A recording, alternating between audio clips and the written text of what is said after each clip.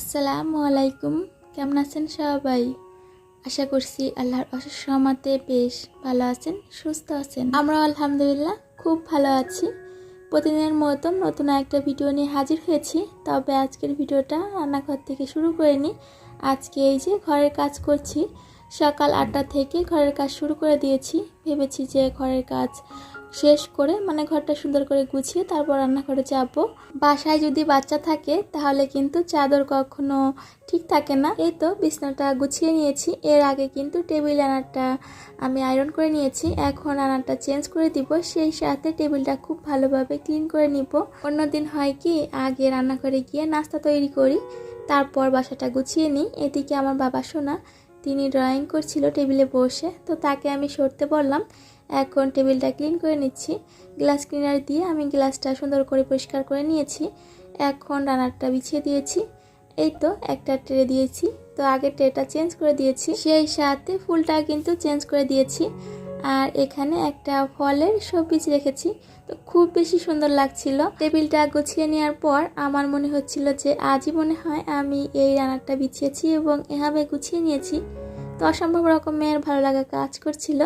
এদিকে আমি টি টেবিলের গ্লাসটা পরিষ্কার করে নিয়েছি। এরই মাঝে কিন্তু বাসাটা সুন্দর করে গুছিয়ে নিয়েছি, যেখানে যতটুকু গুছানো প্রয়োজন গুছিয়ে নিয়েছি। বাসাটা কিন্তু সবসময় গুছানোই থাকে, তবে এই যে একটু পরিবর্তন করতে হয় দেখার সৌন্দর্যের জন্য। বাসা এলোমেলো করার জন্য লোক তো বাসায় নেই। আর আমার ছোট্ট বাবাটা, তিনি তো এলোমেলো করেন না, যেটুকুই করেন ওটুকু আবার নিজে ঠিক করতে পারেন। নিজের খেলনা, বই এগুলো যদি এলোমেলো করেও থাকেন নিজেই গুছিয়ে ফেলেন। তো এখানে একটা সাদা টব দিয়েছি। তো এক আপু না ভাইয়া আমি জানি না, তবে তিনি কমেন্ট করেছিলেন। তো তিনি বলেছিলেন যে অনেকদিন ধরে এই ফুলটা দেখছেন বেসিনের সাইডে, এই ফুলটার সাথে টবটা মানায় না, এই জন্য কিন্তু আমি টবটা চেঞ্জ করে দিয়েছি। তো তিনি আরও বলেছিলেন যদি এখানে সাদা টব বা হলুদ টব দেওয়া হয় তাহলে কিন্তু ফুলটা ভালো লাগবে।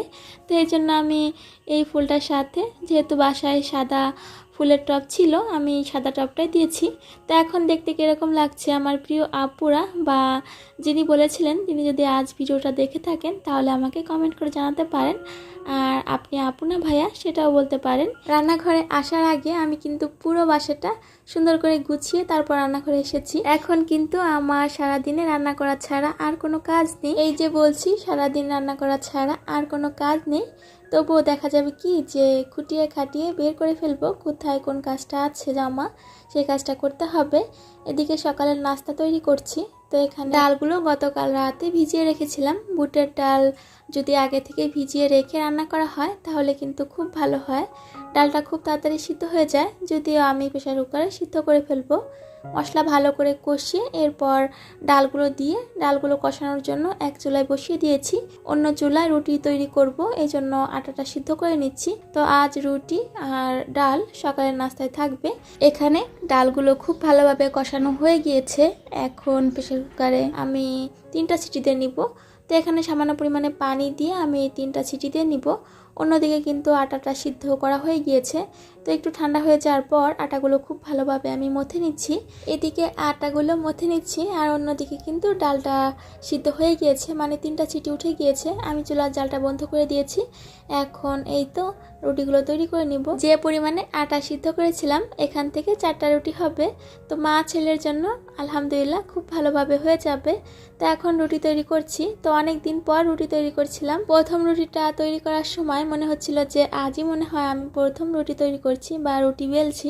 তো রুটিটা একদমই ঘুরছিল না, বুঝতে পারছিলাম যে অনেক দিন গ্যাপ পড়ে গিয়েছে। রোজার পর আজই রুটি বেলছি। তো অনেক দিন পর যখন রুটি বেলি তখন আমার এরকমই হয়।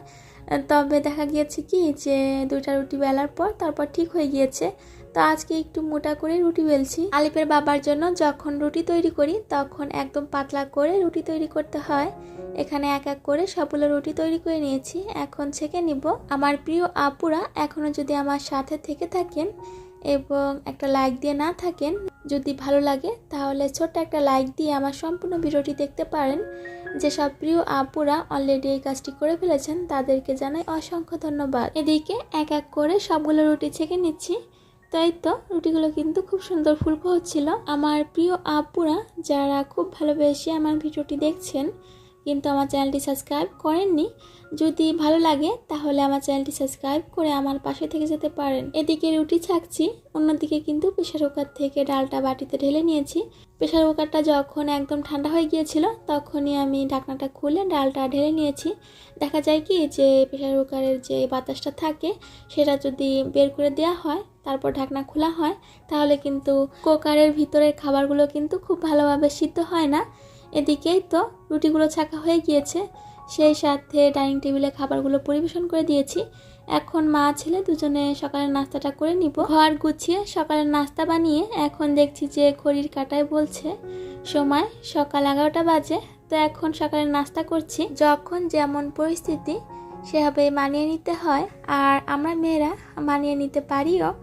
এখন দেখা গিয়েছে যে বাচ্চা ছোট, স্কুলে ভর্তি হয়নি, দিনটা শুরু হয় একভাবে, তখন দিনটা শুরু হবে অন্যভাবে। যখন সে স্কুলে যাবে তো তখন সকালে উঠেই অন্যরকম একটা তোড়জোড় থাকবে যে নাস্তা বানাতে হবে, স্কুলে যেতে হবে। আমার এক প্রিয় আপু বলছিলেন সেটাই, যে এখন বাবা সোনা স্কুলে যাচ্ছে না, স্কুলে ভর্তি হয়নি, এখন সকালের নাস্তা দেরি করে তৈরি করলে বা দেরি করে সকালের নাস্তা করলেও সমস্যা নেই, যখন বাবু স্কুলে ভর্তি হবে তখন অন্যরকম দিনটা শুরু হবে। তো আপু বলছিলেন তিনিও একদিন এরকম ছিলেন, এখন আর সেভাবে দিন কাটে না। এদিকে কথা বলতে বলতে মা ছেলে দুজনে সকালের নাস্তাটা করে নিয়েছি। এখনই তো আমি এখানে কিন্তু প্রেসার কুকার তারপর কড়াই এগুলো ছিল, এগুলো ক্লিন করে নিয়েছি। নাস্তা শেষে এই তো প্লেট বাটি এগুলো জমেছে, এগুলো ক্লিন করে নিব। এরই মাঝে কিন্তু আমি রান্নাঘরটা পরিষ্কার করে নিয়েছি। চুলাটা তো প্রতিদিনই করতে হয় পরিষ্কার, যখন রান্না করতে হয় তো রান্না করার আগে পরে পরিষ্কার করতে হয়। এখন আমার এক প্রিয় দিদি ভাইয়ের কমেন্ট পড়ে নিই। সুলতার হেসেল আইডি থেকে আমার প্রিয় দিদি ভাই গত ভিডিওতে কমেন্ট করেছিলেন। আমার প্রিয় দিদি ভাই লিখেছিলেন, কি সুন্দর গুছিয়ে কাজ করো, তোমার ভিডিও দেখে অনেক কিছু শিখি সংসারের। এই ছোট্ট বোনটার কাছ থেকে আমার প্রিয় আপুরা দিদি ভাইরা কিছু যে শিখতে পারেন এটা শুনলে খুব ভালো লাগে। তবে আমি যেভাবে কাজ করি সেভাবেই কিন্তু দেখাই। আমার প্রিয় আপুরা দিদি ভাইরা আমার থেকে খুব বেশি অভিজ্ঞ। আমার প্রিয় দিদি ভাই তোমার জন্য অনেক অনেক ভালোবাসা। এখানে কিছু গুঁড়া মশলা নিয়েছি, সেই সাথে নিয়েছি লবণ, হলুদ গুঁড়া এবং শুকনো মরিচের গুঁড়া। এটা পানি দিয়ে আমি ভিজিয়ে রাখবো। এভাবে গুঁড়া মশলা পানিতে ভিজিয়ে রেখে তারপর রান্না করলে তাহলে কিন্তু রান্নাতে কিছুটা হলেও বাটা মশলার স্বাদটা পাওয়া যায়। তো এখানে আমি গুঁড়া মশলাটা ভিজিয়ে আলু কেটে নিচ্ছি। তো আজ কিন্তু রান্নার চাপ খুব কম, শুধু মাংস রান্না করব। মাংস রান্নার জন্য এখানে আলু কেটে নিয়েছি, অন্যদিকে কিন্তু মাংসটা কেটে পরিষ্কার করে রেখেছি। তাই তো এখন রান্নাটা বসিয়ে দিলাম। এখানে চুলায় একটা কড়াই দিয়ে দিয়েছি, পরিমাণ মতন তেল দিয়ে দিলাম। তো এখন পেঁয়াজ কুচি দিয়ে দিব। পেঁয়াজটা আমি আগে থেকে কেটে রেখেছিলাম। পেঁয়াজটা একটু ভেজে তারপর এখানে বাটা মশলা অ্যাড করছি। এখানে দিয়েছি জিরা বাটা, রসুন বাটা, আদা বাটা, একটু নেড়ে নিলাম। তারপর এখানে দিব এলাচ, দারচিনি, তেজপাতা। তেলের সাথে মশলাগুলো একটু ভেজে নিয়েছি। এরপর এখানে যে মশলাগুলো পানিতে ভিজিয়ে রেখেছিলাম সেগুলো দিয়ে দিলাম। এখন মশলাটা ভালো করে কষিয়ে নিব। একটু সময় নিয়ে মশলাটা কষিয়ে নিয়েছি। এখানে কেটে রাখা আলু এবং মাংস দিয়ে দিয়েছি। এখন মশলার সাথে ভালো করে নেড়েচেড়ে কষিয়ে নিব। তো অল্প আঁচে পানি অ্যাড না করে মাংসটা কষিয়ে নিব। মাংস থেকে পানি ছেড়েছে, সেটুকু পানি দিয়ে কিন্তু মাংসটা খুব ভালোভাবে কষিয়ে নিয়েছি। আমি কিন্তু মাঝে মাঝে মাংসটা নেড়ে দিয়েছি, না হলে দেখা যাবে কি যে নিচ দিয়ে মাংসটা লেগে যাবে, তাহলে মাংসের স্বাদটা নষ্ট হয়ে যায়। এদিকে ঝোলের পানি দিয়ে দিয়েছি। আর এখানে যে এলাচ, দারচিনি, তেজপাতা এগুলো ছিল এগুলো তুলে ফেলে দিয়েছি। ঝোলের পানি দিয়ে কিছুক্ষণ জাল করে রান্না করে নিয়েছি। এই তো মাংস রান্না কমপ্লিট। অন্যদিকে কিন্তু আমি অল্প করে পোলাও রান্না করে নিয়েছি। পোলাওটা কিন্তু হয়ে গিয়েছে। এখন এখানে পেঁয়াজ বেরেস্তা দিয়ে দিচ্ছি, সেই সাথে ঘি দিয়ে আমি আরও কিছুক্ষণ দমে রেখে দিব। পোলাও রান্না করেছি, সেই সাথে কিন্তু ভাতও রান্না করেছিলাম। অন্যদিকে এই তো মাংসটা এখন বাটিতে ঢেলে নিব। আজ শুধু একটা তরকারি রান্না করেছি, মনে হচ্ছিল যে রান্নাটা খুব অল্প সময়ের মধ্যে হয়ে গেল। তো রান্নার চাপ অনেক কম ছিল। এদিকে আমি পোলাওটাও তুলে নিয়েছি প্লেটে। তাই তো আমি শুধু দেখার সৌন্দর্যের জন্য কিছু পেঁয়াজ বেরেস্তা দিয়েছি উপর দিয়ে। এদিকে বুটের ডালটাও গরম করে নিয়েছি। পোলাওয়ের সাথে বুটের ডালটা খুব বেশি ভালো লাগছিল।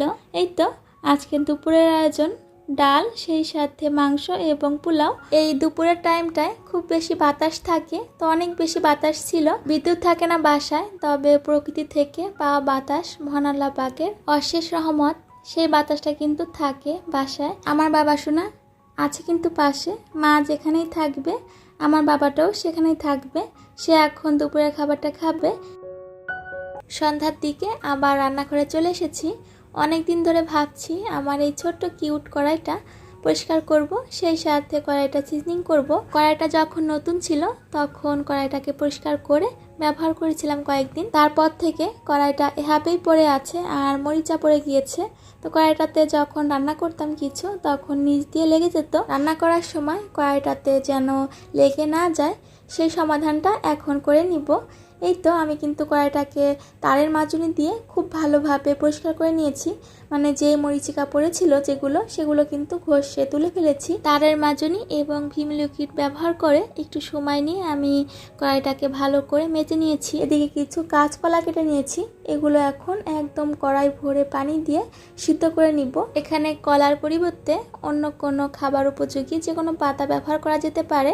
আমার কাছে কলাটা ছিল, এই জন্য আমি কলাটাই ব্যবহার করছি। তো আমি কিন্তু পানি দিয়ে সিদ্ধ করে নিয়েছি। এখন কিন্তু এই কড়াই থেকে যে ময়লাগুলো ছিল সেগুলো উঠে গিয়েছে, সেই সাথে কড়াইটা কিন্তু অনেকটাই কালো হয়ে গিয়েছে। তো এখন ভিম লিকুইড দিয়ে আবারও খুব ভালোভাবে কড়াইটাকে মেজে নিব। হয়েছে কি, এই সিজনিং করার কাজটা অনেকটা সময় নিয়ে করতে হয় আর অনেকবার এই পানি দিয়ে কড়াইটাকে পরিষ্কার করে নিতে হয়। এখানে ভিম লিকুইড এবং তারের মাজনি দিয়ে আবারও কড়াইটা ভালো করে পরিষ্কার করে নিয়েছি।